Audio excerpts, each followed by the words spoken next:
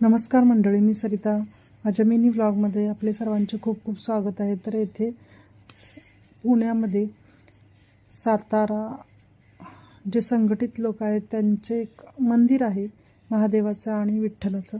तर तेथे आज प्रसाद आणि भजनं असा एक कार्यक्रम होता.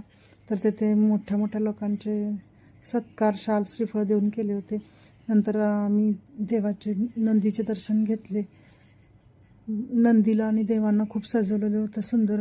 विठ्ठलाचे, रुक्मिणीचे दर्शन घेतले. ज्ञानेश्वर महाराज, माऊली, परत शंकराचे मस्त दर्शन घेतले. पिंडीचे खूप छान रीतीने सजवलेले होते मंदिरसुद्धा. आणि देव गणपती बाप्पा, वर कमान गुलाबाच्या फुलांची, असं सुंदर देवानं सुद्धा सजवलं होतं.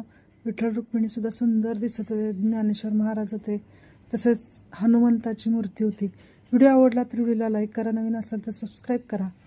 तर पुन्हा भेटू पुढच्या व्हिडिओमध्ये. आणि जेवणसुद्धा इथे सुंदर होते. धन्यवाद.